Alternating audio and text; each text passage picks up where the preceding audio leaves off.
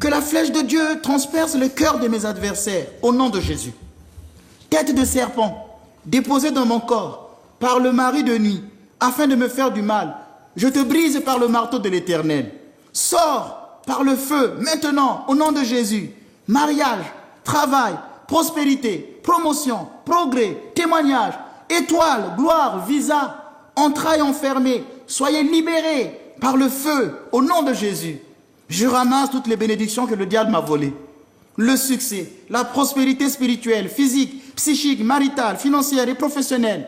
Je saisis ma santé qui a été pourvue à la croix du Calvaire, au nom de Jésus. Vous voyez que tout au long de cette prière, vous entendez le mot Satan sort le feu.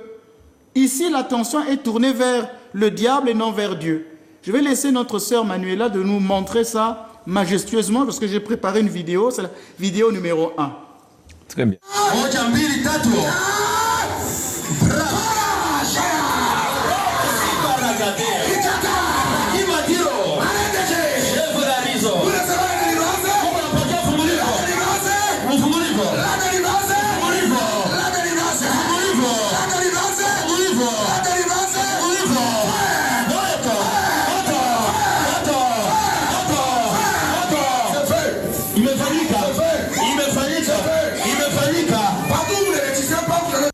Alors, vous avez vu que ça me fait un peu parfois rire. En même temps, ça me fait de la peine de voir que mon peuple périt faute de connaissances. Je suis à guérir en matière d'exorcisme. Et quand je vois ça, je dis ça, ce n'est pas la prière chrétienne. Alors, ce qui m'est venu à la tête là tout de suite, oui. Mon père, c'est est-ce que ce sont des acteurs qui se roulent par terre ou alors est-ce que c'est non pas Jésus qui guérit, est-ce que ce ne serait pas plutôt le diable qui s'empare de ces gens-là? Je veux vous dire qu'en psychologie, il a été prouvé que les femmes sont beaucoup plus hystériques que les hommes. La plupart de ces femmes qui tombent parce qu'elles subissent un effet de leur hystérie.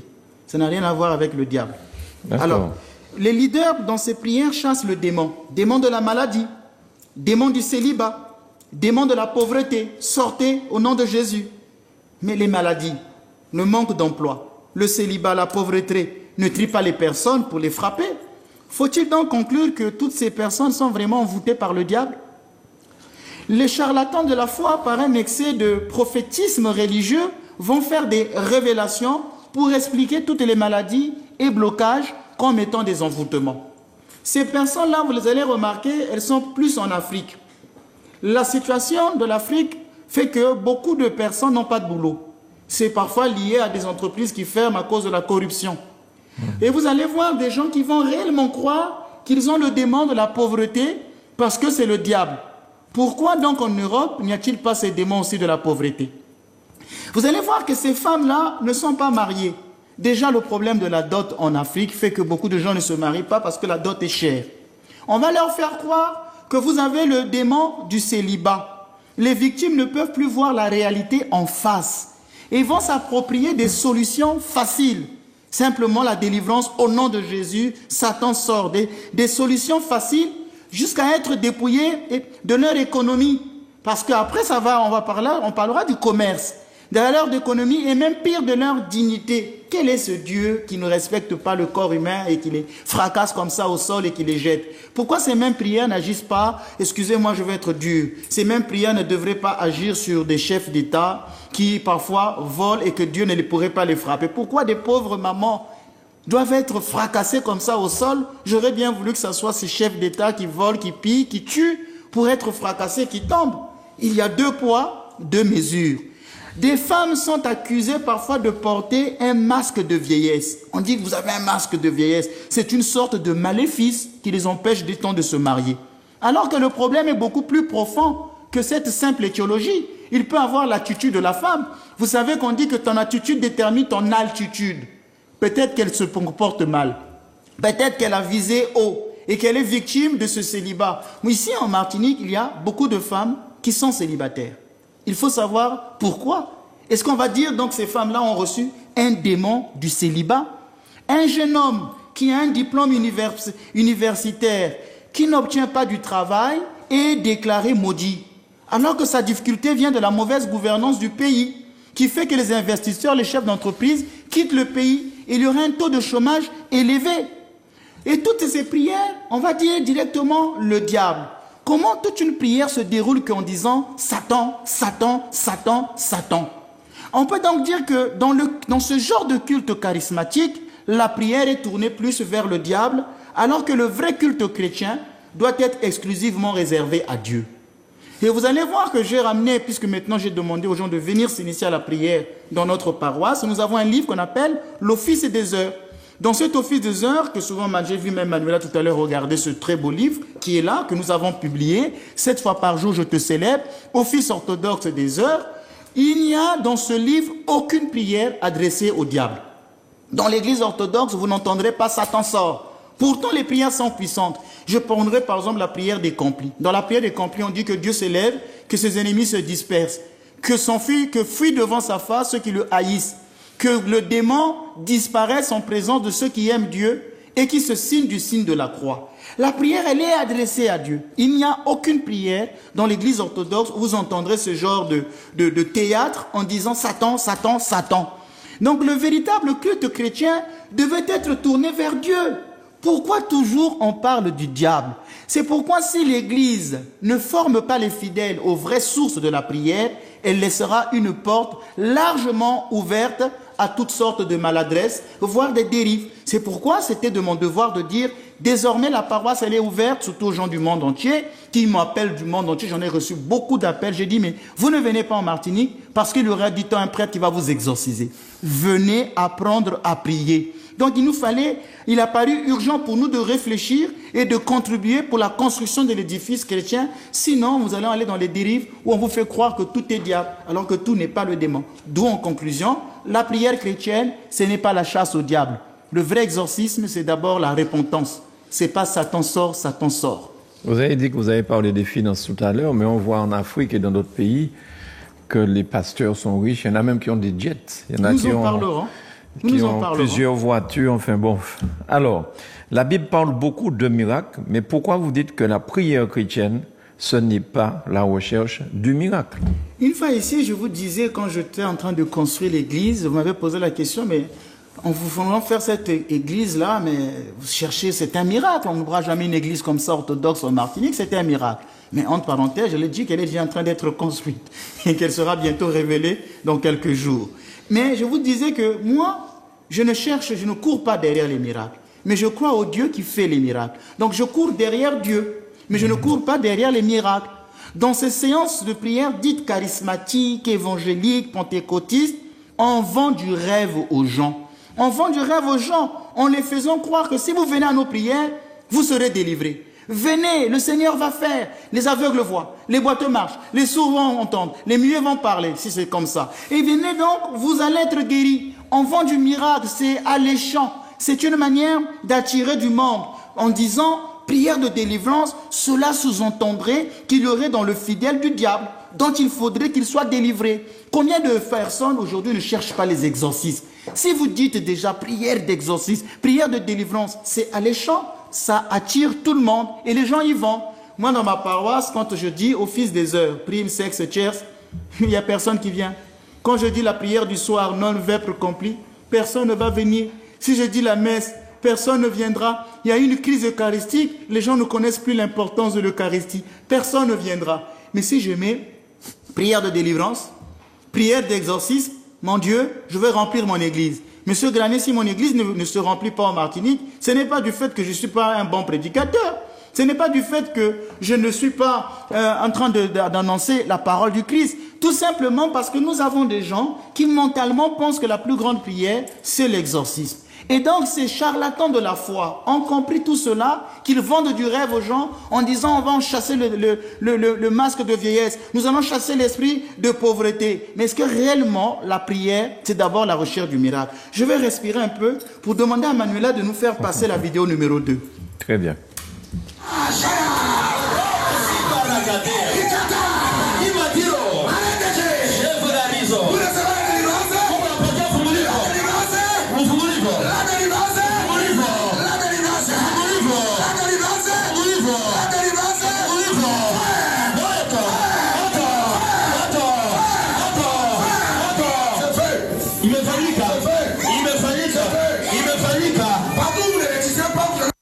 Alors Alors les femmes souffrent d'hystérie. Ça a été prouvé en psychiatrie que l'hystérie, c'est le propre des femmes. C'est généralement moins pour les hommes.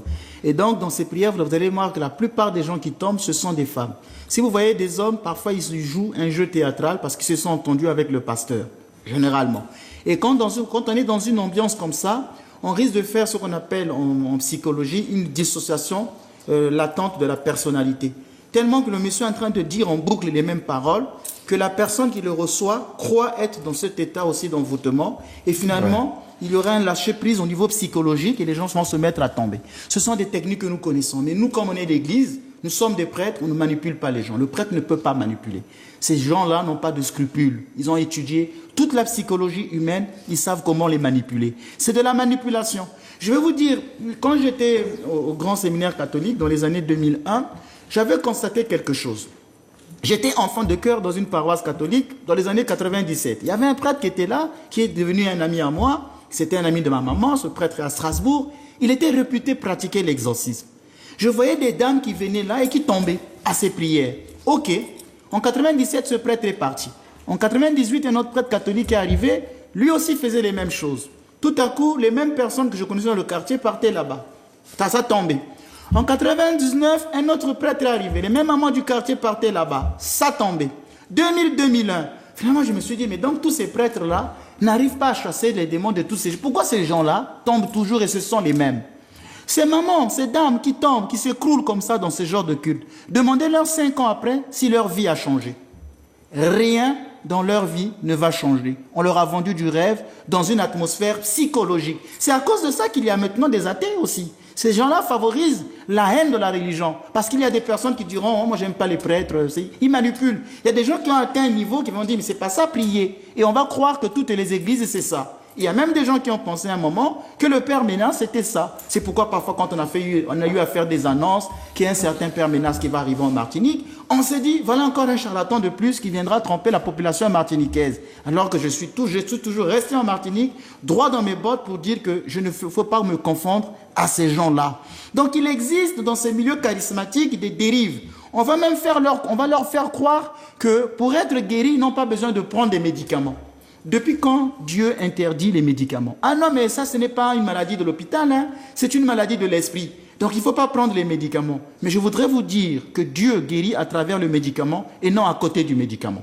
Dieu guérit à travers le médicament et non à côté du médicament. Donc il existe ces croyances-là. Il y a des gens dans ces milieux qui vont faire ce qu'on appelle des paroles de connaissance. Dans cette assemblée, il y a quelqu'un qui est en train de guérir, par exemple, du cancer. C'est vrai, mais quand vous avez une assemblée de 500 personnes, n'y a-t-il pas même une personne qui a le cancer? Il faut aller de manière précise. La parole de connaissance, elle existe, mais il faut qu'elle aille de manière précise. Par exemple, je vous ai donné un témoignage ici, je disais que je parlais avec un mort. Elle m'a dit, je suis martiniquaise. Elle donne le lieu, martiniquaise. Elle dit que ma sœur est dans l'assemblée. C'est précis. Elle dit que j'avais accouché d'une fille. Vous voyez qu'il y a 3 éléments où dans l'assemblée, il n'y aura pas tout le monde qui aura le même cas. Là, c'est précis. La parole de connaissance, pour qu'elle soit vraie, il faut qu'elle aille dans des précisions. Par exemple, il y a quelqu'un dans l'assemblée qui a un cancer. Ce garçon-là a fait 3 examens. Ce monsieur-là a tel âge. Il a tel genre de cancer. Là, c'est vraiment précis. Mais oui, dans l'assemblée, le Seigneur est en train de délivrer des gens qui ont des cancers. Et encore, il y a des malades qui vont croire tellement à cette parole. Il va dire, ah ben tiens, c'est moi. Je sens une chaleur. Mais vous êtes dans un milieu public. Comment ne pas sentir une chaleur? Je sens une chaleur. Ah donc je suis guéri. Et la personne va abandonner les médicaments. Pourquoi n'y a-t-il pas une expertise scientifique pour prouver qu'il y a eu vraiment guérison? C'est ce que faisaient nos frères catholiques à Lourdes, par exemple. À Lourdes, il y a une expertise scientifique. Parce que tout n'est pas miracle. Il y a des guérisons qui peuvent être l'effet de la foule. Ce sont des guérisons parfois psychologiques. Et il y a aussi beaucoup de gens qui sont dans ces assemblées-là, qui sont simplement des malades imaginaires. Un peu comme je parlais de Molière. Molière qui parlait du malade imaginaire. Donc on s'imagine des maladies, on s'imagine des choses. Et on va aller là, on va dire, ah, je suis guéri. Moi, je me rappelle une fois ici en Martinique, j'ai reçu une dame qui avait un cancer rare. Les médecins avaient dit que ce cancer ne se soigne pas. C'est un cancer rare, donc on ne peut pas vous soigner. La dame a dit que, bon, écoutez, je rentre en Martinique pour mourir. Elle est venue me trouver et je lui ai dit, je vais prier pour vous pendant 40 jours. J'ai prié pour elle pendant 40 jours. Le dernier jour, elle avait des vives douleurs. Elle souffrait. mais je sais que c'est parfois un indice de guérison. Je lui ai fait une onction et je lui ai dit, vous pouvez repartir à Paris, faire l'examen. Elle est allée à Paris faire les examens. Elle m'a dit, le médecin a dit, je ne comprends pas, le cancer a disparu. Moi, dans mon cahier, j'ai noté, cette guérison est-elle instantanée ou le fruit d'un effet placebo? Et j'ai dit à la dame, tu ne parleras pas de ce témoignage. Tu devras rester dans ma paroisse pendant un certain temps, voire 1 année, 2 ans, jusqu'au jour où on va te déclarer être guéri totalement. Malheureusement, le curé de sa paroisse, c'est mon combat, lui avait dit, il ne faut pas donner ce témoignage, c'est le prêtre orthodoxe allait lui donner du succès en Martinique, il ne faut pas donner ce témoignage, il ne faut plus aller prier là-bas. Une fois je la vois, je lui dis, mais madame, je ne vous vois plus. Elle me dit, ah ben moi, je suis catholique, voilà, on m'a dit ceci, tout. J'ai dit, il n'y a pas de souci, je ne suis pas venu ici pour diviser les gens, je suis venu pour aider les gens. Catholique, évangélique, tout homme, je reçois. Mais c'est votre choix, il n'y a pas de souci. 4 ans après, j'apprends que la dame est morte. La dame est-elle morte de son cancer? Avait-elle été guérie totalement et qu'il y a une autre maladie? Je ne peux pas expliquer puisque je n'ai plus fait le suivi. Mais c'est pour dire que je suis prudent. J'aurais pu crier sur les toits, dans ma paroisse, il y a eu quelqu'un qui a été guéri du cancer. Regardez, Ces gens-là vont étaler des miracles comme ça, sans une expertise scientifique. Qu'est-ce qui prouve que réellement il y a eu la guérison? Et donc je voudrais donc dire que la vraie piété ne se ferme pas dans une vision individualiste des besoins personnels. La vraie piété n'est pas une formule magique. Les gens veulent directement, aussitôt, recevoir et avoir. Dans ces prières, parfois on confond maladie et possession. Il y a beaucoup de troubles psychiatriques qui sont similaires à des vexations diaboliques. Mais dans ces prières, on confond tout. On confond souvent maladie et possession. Je vous avais dit qu'une fois ici, qu'en Martinique, j'ai reçu beaucoup de gens qui viennent me parler des troubles, j'ai des attaques. Je suis arrivé à une déduction en disant que la plupart des gens souffrent des maladies qui sont d'origine psychologique et psychiatrique. Je le dis à la télévision. Et ça m'a fait très peur en disant comment il y a autant de personnalités pathologiques sur cette île que j'ai rencontrée. Ça m'a fait peur. Et j'avais décidé de rester ici pour la sanctification de cette île parce que je ne pouvais pas abandonner les gens. C'est inquiétant. Mais je ne pouvais pas en parler, on va dire que mes traîtres de la population des malades ou quoi. Je n'ai pas voulu trop en parler, mais je le savais. Puis un jour, je rentre dans une station essence, je vois un journal qui écrit que 3 personnes sur 6 en Martinique souffrent de dépression. J'ai dit, j'avais bien vu. Donc vous voyez que la santé mentale doit être revisée sur cette île. Malheureusement, les gens vont tomber sur des charlatans de la foi, sur des manipulateurs qui vont leur faire croire monts et merveilles jusqu'à les dépouiller de leur argent en leur disant c'est le diable. C'est pourquoi je dis attention, l'exorcisme doit être une action périphérique. Pourquoi dans les cultes on doit faire l'exorcisme dans l'église? Normalement, les exorcismes, c'est une action périphérique qui se fait dans une maison, loin de l'assemblée. Mais quand vous êtes là, il y a des gens qui sont venus prier, les gens tombent. Moi j'étais en train de prier, tout à coup je sors de ma prière pour regarder ce spectacle. Comment je veux être concentré dans ma prière? C'est pourquoi quand il y a des cas comme ça, il fallait mieux les mettre dans une situation périphérique, dans un endroit éloigné de la foule. J'étais invité dans une paroisse catholique à Brazzaville. Je faisais une prière qu'on m'avait demandé par le prêtre et les gens commençaient à tomber dans l'église. J'ai même dit au prêtre que quand je vais prier, il y a un des signes qui montrera que c'est la possession. Quand je ferai l'exsufflation, les personnes qui sont devant ne vont pas tomber. C'est ceux qui sont au fond. Le prêtre a dit comment ça? J'ai dit je vais t'expliquer plus tard. Quand j'ai fait le rituel, tous ceux qui étaient au fond sont tombés. Mais à la fin j'ai dit soulevez-les et mettez-les dehors. On les a tous mis dehors. Et quand on les a mis dehors, ça criait. Hein? On les a tous mis dehors. Et il y a une fois, 5 minutes après, 10 minutes après, je les revois revenir. En fait, si j'avais commencé à faire Satan, les gens allaient commencer à entrer dans ce mouvement-là. La prière n'allait jamais finir parce que c'est les réconforter dans leur état. C'est la même chose quand on a affaire à des personnes qui ont une maladie mentale. Si vous prononcez l'exorcisme, vous allez les réconforter dans leur état. Ils vont même simuler la possession démoniaque. Ils vont simuler la possession démoniaque. Je me rappelle un jour, à Brazzaville, je recevais une femme qui disait être envoûtée. Pendant que je commençais à prier pour elle, elle a commencé à faire les mêmes choses, à crier. Je lui ai dit, madame, arrêtez de singer la possession. Vous n'avez pas de démon. Allez-y à l'hôpital. Elle me dit, mais je perds menace, j'étais déjà à l'hôpital. J'ai dit, oui, mais vous n'êtes pas possédé. Allez à l'hôpital. J'ai tellement insisté qu'elle finalement, elle est allée à l'hôpital. Et à l'hôpital, on a découvert qu'elle avait une maladie qui touchait même son cerveau. Mais elle croyait avoir la possession. Vous voyez que mon peuple périt, faute de connaissance. Donc l'exorcisme en lui-même n'est pas le plus grand remède. L'exorcisme en lui-même n'est pas le plus grand remède.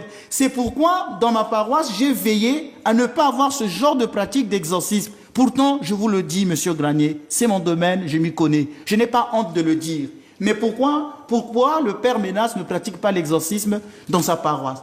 Parce que c'est faire de la paroisse un lieu propice aux superstitions, un lieu propice à un besoin spontané du merveilleux au détriment de la vraie foi. Au lieu de venir apprendre les prières, vous venez que pour les exorcismes. Au lieu d'apprendre comment prier, lutter contre ses propres passions, contre ses propres démons, on est simplement là à dire Satan, Satan, Satan. Alors que le vrai Satan, c'est soi-même. Donc la pratique de l'exorcisme peut favoriser ce genre de dérive. C'est pourquoi dans ma paroisse, je dis non. Et je dis aux gens du monde entier, vous ne venez pas prier à la paroisse orthodoxe pour subir l'exorcisme. Je dis non. Vous venez pour apprendre à prier. Et aux sources authentiques de la prière chrétienne. Pourquoi la prière chrétienne, ce n'est ni du divertissement, ni un culte hystérique? Alors, on va regarder la vidéo numéro 3. D'accord.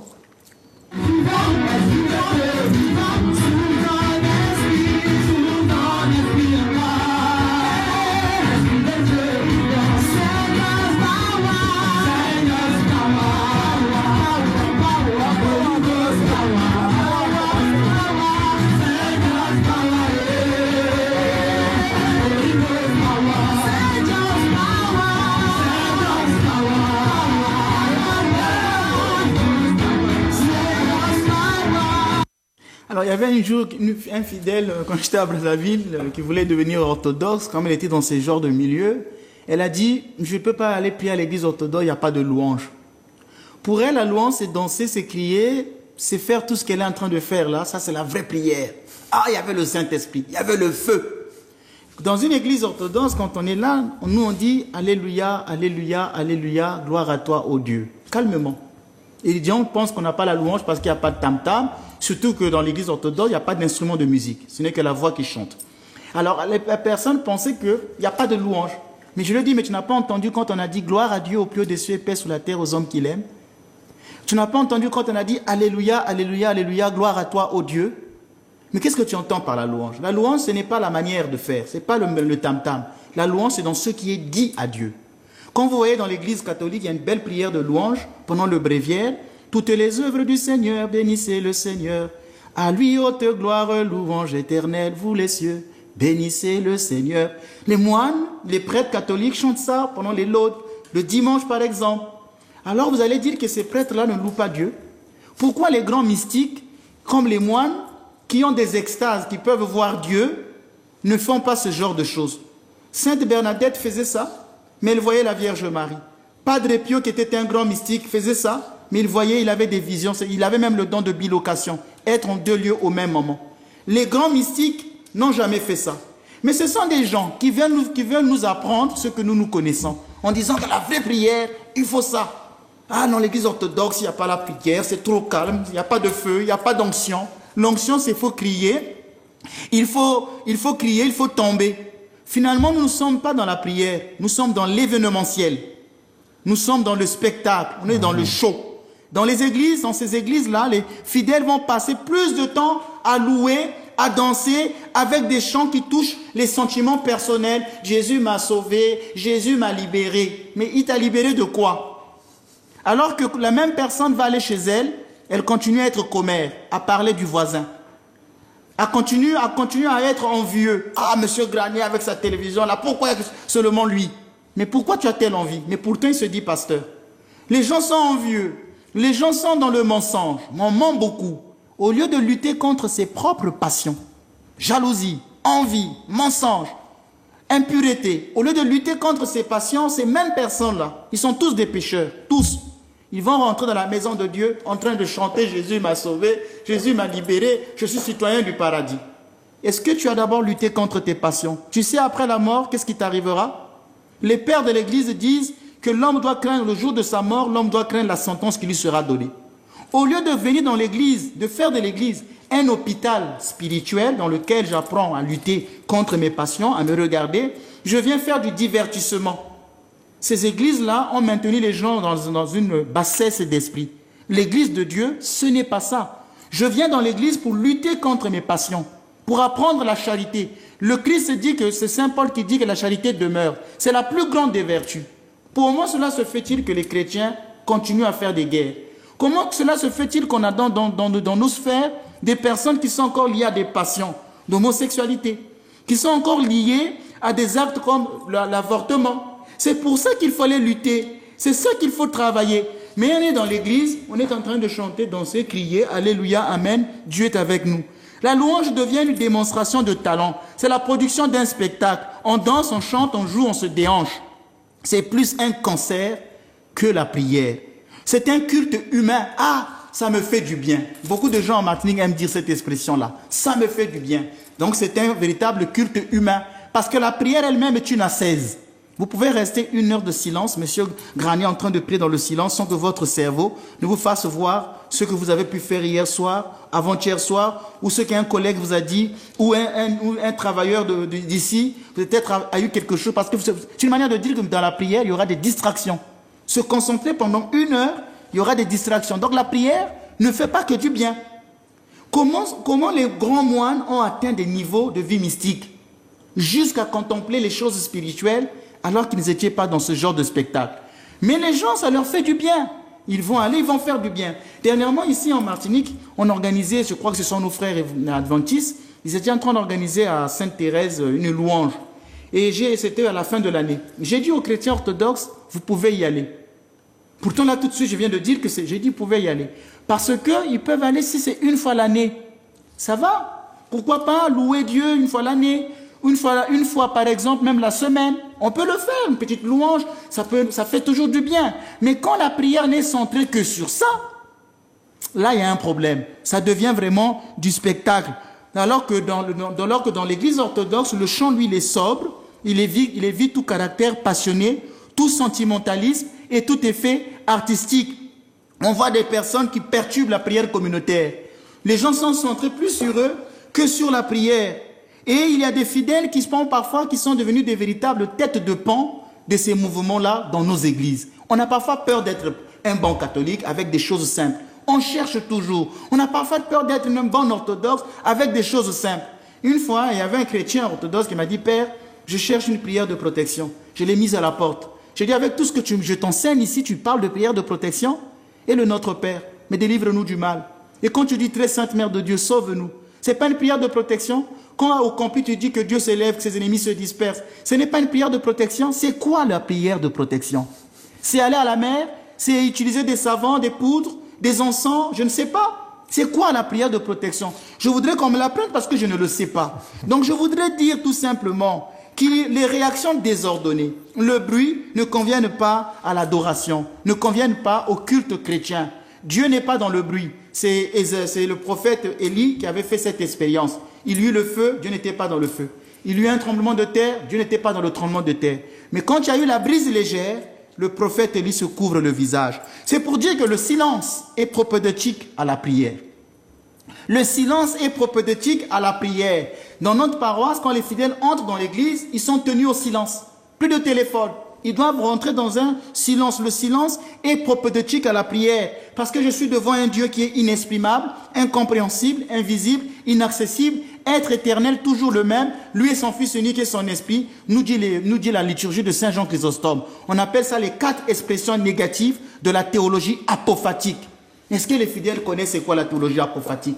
Est-ce que les fidèles, quand il a pris la naissance miraculeuse de la Vierge Marie, c'est pourquoi je disais que ces gens qui tombent, qu'est-ce qui a évolué dans leur vie de prière? Ils sont toujours restés à un niveau bas, à un niveau émotionnel.